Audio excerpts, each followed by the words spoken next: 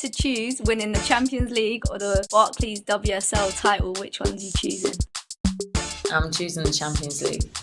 Both in the kit, both ready for the pull-up, you so more so with the shin pads. My dad is very protective. Which country has the most clubs who have won the UEFA Women's Champions League? Germany. Yes. Do you know how many? 12. No, that was silly. That was silly. Just erase that.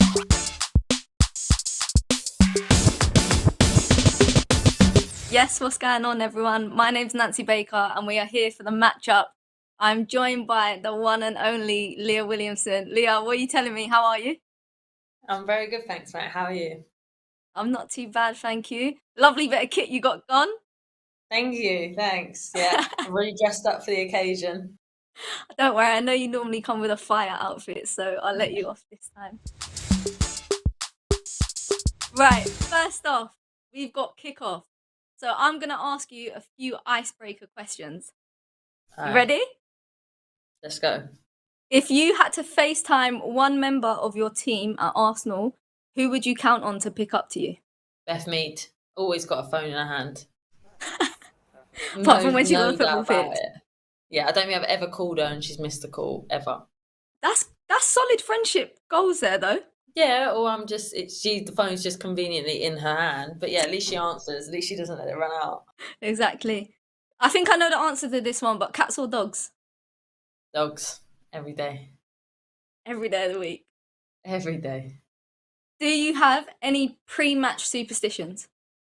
I have a poem that my dad wrote me when I was younger. And then he wrote me another one before the Olympics. So I just have them in my bag and I don't do it all the time, but I just have a little read now and again if I feel like I need it, yeah.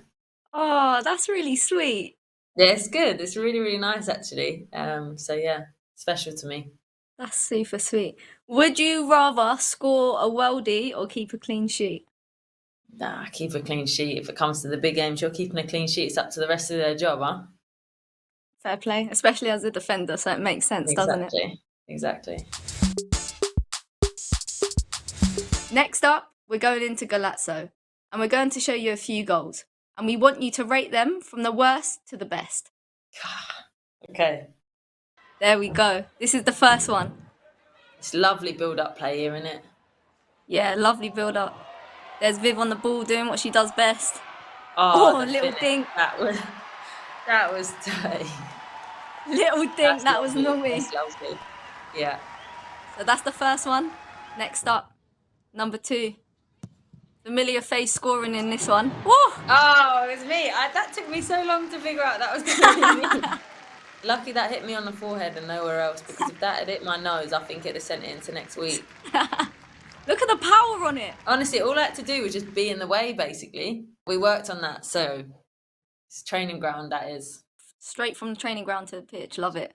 Next up, goal number 3. Go on, get at her. Lovely. Lovely. No one expected that finish. Nah, it was a little dip in the goal as well, wasn't it? It wasn't just like a straight finish. It was a little bit something special to it. Yeah, keeper's got no chance of that because she ain't expecting it, is she? It's like a 3-pointer. Next up. Goal number 4. She should have kept her hands there. This is a nice goal. This is a lovely goal. Look how composed she is. Look. Oh. That is top bins. Postage stamp. No, it's the composure as well. If you've even got that in your locker, right, even if you can do that in training, to actually do it in a game is different. And the last one, I kind of got an inkling where you might rate this one just based on what the goal is. I didn't pick it. It's lovely. It's a great ball, to be fair. It's good. It's very good, but it's also gifted. Terrible defending now. You can be honest with me, Nancy. It's fine. We all make mistakes. No, we do. Not everyone's perfect. So you've seen the 5 goals. Let's go from your least favourite to your favourite. Which one you put in last? I think I might know this one. No prizes for guessing, yeah. Nah, do you know why? Because it's a lovely goal, but I think it's gifted. It's gifted to them by us. So I'm going to 5th. And obviously it's not my favourite, is it? No. 4th, I'll probably put mine. the rocket or the header. You're gonna humble Yeah, yourself and put because you know yourself. what? If it was on assists, that would be Yeah, top. I didn't really do much, did I? I just got in the way of it and it went in the net. I just got So in the way of it. Wow, I Leah think I deserve Williamson, a forever medal for humbled. not knocking myself out. Yeah, but nah, I think if it was going on assist, that'd be big, but no. So yeah, fourth was me. And then what we've got Steph, Patsy, and Viv. And Viv. Oh God, I think Patsy's is third. Lovely bit of skill. Yeah. Lovely getting at by Caitlin. But then Steph's is like, if you're gonna rate a free kick, Steph's free kick is that good. Like Like top. unbelievable. Like can't be Yeah. it couldn't have been any better. Yeah. Which is big. And I think it deserves to win. But if you're asking my favourite, and I love a little playing out from the back sequence, Yeah. and then Steph's ball over the top for Viv, and then the finish. I just think there's a lot more components to that could have gone wrong, and they was all good. So Viv's first one, that's my top. So But Viv, if we could make the a team tie, goal. yeah, they could both stand on the podium. Then on the top spot, then I would give them that. So you'd like to give it to both, but you're gonna say that Viv's just tops it because it's a team effort. Yeah, and I like it's very aesthetically pleasing. Okay, so we're gonna go for Viv for the top spot. I'm We're quite going for the surprised top. you put yourself as fourth. No, it's a nice goal, but I just think in comparison to all the rest, there's a lot more skill involved in the rest. There's a lot more skill involved in Katie's cross, I think, than my header. Goal's a goal. I'll take it. If I scored a header, being 5'2", I'd put that as first on top of every goal possible, no Yeah. matter how incredible it was, just based off my height.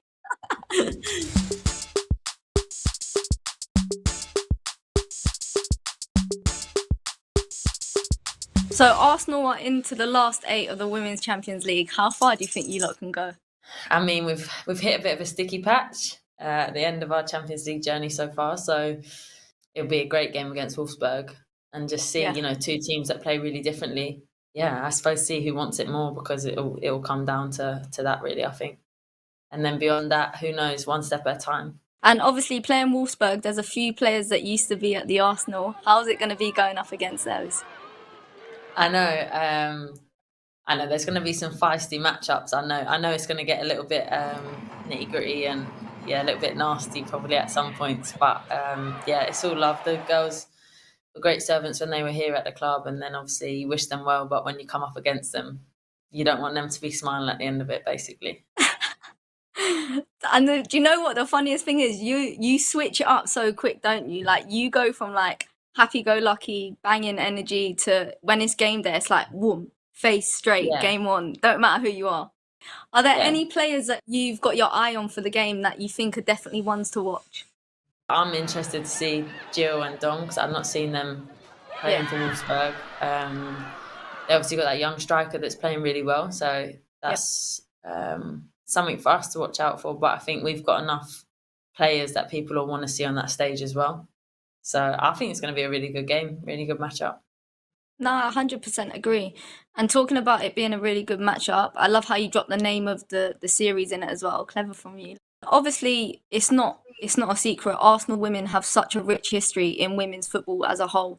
Like they're probably one of the go-to teams when you do think of women's football, just because of the success and everything that they're doing there on after.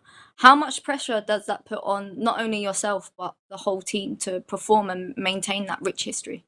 Yeah, it's a weird one, because obviously if you compare success of like previous times and generations, like how successful they were, you compare that to obviously the last few years for us, it's not even close. So it's like, I don't think anybody expects it of us now, which makes us the underdog and makes us a little bit more under the radar. But internally, and like us here know what that is, and I know what I need to do to be even close to what that was. You know what I mean? So it's like it's a constant thing for us to try and take the club back up there and get them back on track to being, putting Arsenal back on the map to what it should be, basically. Definitely. And that goes on to my next question. For many players in the Women's Champions League, it is the top of the game. How much does it mean to you playing in such a special competition? You talk about world football and you have the World Cup and the Olympics and the Euros. Champions League is every single year for your club. Like it's the pinnacle, isn't it? You know, people make decisions on what club they want to play at based on whether or not they're in the Champions League or not. So for me to be able to do it for Arsenal, to even get yourself, that's why you celebrate making it into the Champions League, because it's such an achievement in itself. Yet when you get there, you kind of have to. It's like weighing it up. Obviously, it's an honour to be in a competition, and it's an honour to represent, especially me, like represent my badge on that stage is big for me. But at the same time, like no point being there if you're not going to compete. So constant battle between appreciating the moment but also get the job done. No, 100%. And I love when you're saying that, like you're literally like there patting the badge, like you can feel it, you can see it, how important it is to you. I absolutely love it.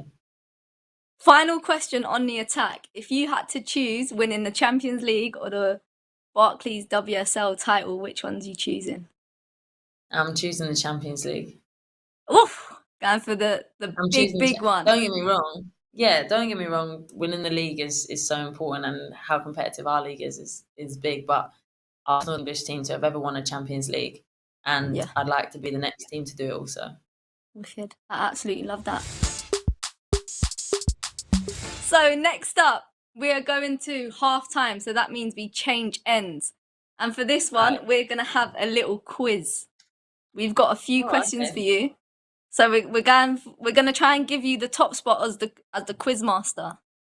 I back myself, which is dangerous to say because I have no idea what the questions are going to be on, but let's go. Okay, are you ready for the first one? Ready. All right. In what year did the UEFA Women's Cup become the UEFA Champions League? 2008. Oh, so close. 2009. That was close, though. Who is the current top goal scorer in the competition? Who is it? I know who it is. Is it the Wolfsburg striker? Maybe. You got to say a guess. I don't know how to pronounce her name. Tabia Wazimuth. That's how I pronounce it. Yeah. To be fair, that is the chick I was thinking of. So, do you want to guess how many she's got? I want to say 7. Oh, you're so close. It's 8. Oh, I was gonna say 8. Next up, which country has the most clubs who have won the UEFA Women's Champions League? Germany. Yes. Do you know how many? No, but no, there's a few. We've got loads. Wolfsburg won loads. 12. No, that was silly. That was silly. Just erase that. That was silly. 6. No. Oh, okay. No, I don't know. It was 4. 4. You got cocky though, because you got it right that there's been 4 German teams, and then you was like 12. You rushed it. Yeah, I rushed it. I actually did rush that one. See, I didn't thinking time was gone, and then I wasn't even close. What year was Arsenal Women formed? I know this as well. Please don't rush this one. I've got 86 in my head because that's when men's was 1886. And women's was 1987. Go on, Miguel. You got it. Yes. I love that. You didn't rush that one. You did very well there, Leah. This one, you've got a choice of 3 answers, so you've got a 1 in 3 chance of getting this right. Thank you. That's okay. I thought I'd help you out on the last one. What are the last 2 words of the UEFA Women's Champions League anthem? With pride, with honour, or with love? It doesn't make it. I don't think it's with love. No, it's not. So you've got a 50-50 chance now. I think it's pride. Is that your final answer? Yes. We've done it. Leah. We've done it. Pat on the back. Next up, we have Off the Line. In this, we're going to be looking at some of your Instagram pictures. We're going to be scrolling through, and you've got to tell us the story behind it. All right, this should be fun. So the first picture we have. I love that picture. That was before the Brits last year.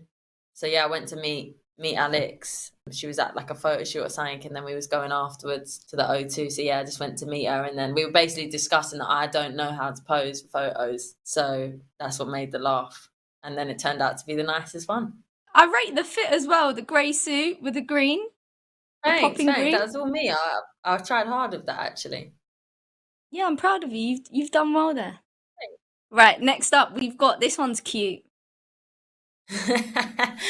Joke. Apart from my barnet, it's a nice picture.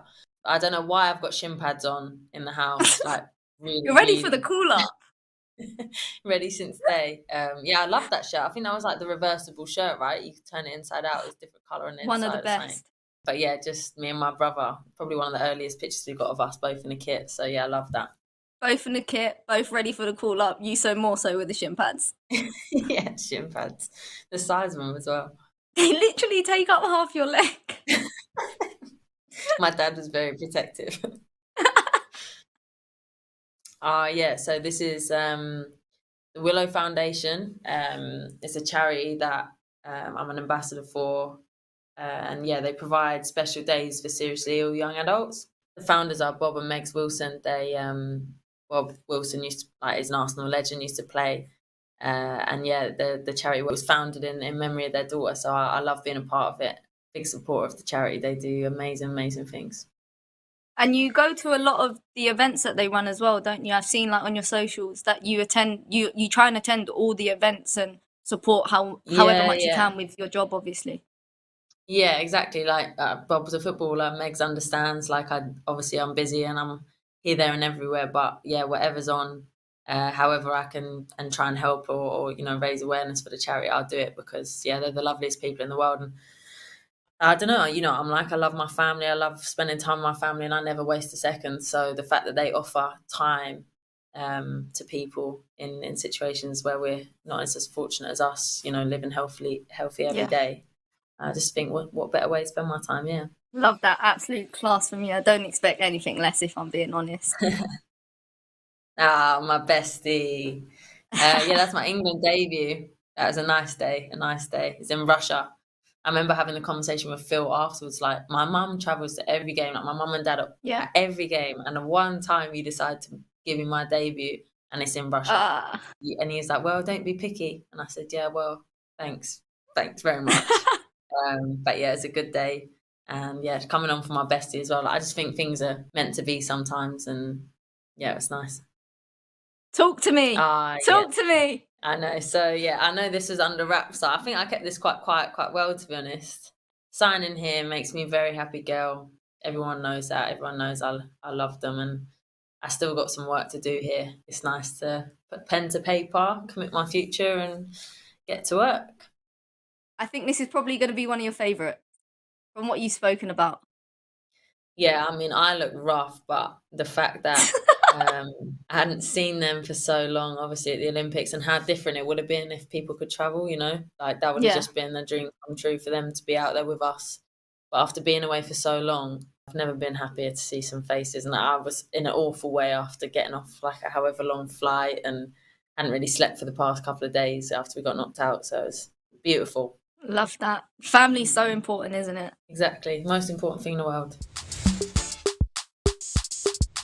So we are on the last bit of the matchup. This is where we ask you to mention an unpopular opinion, something that you feel strongly about and you want people to talk about. Ooh, I've thought about this because I've got quite a few unpopular opinions, I think. I heard something the other day that if women like football, they should continue to just talk about women's football.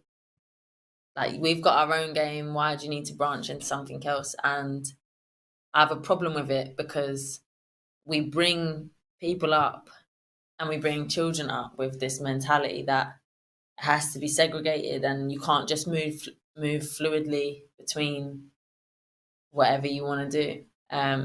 And I don't know, that just sparked something in me the other day because I thought we still have this opinion where we have to put everyone in a box, and I don't really understand why.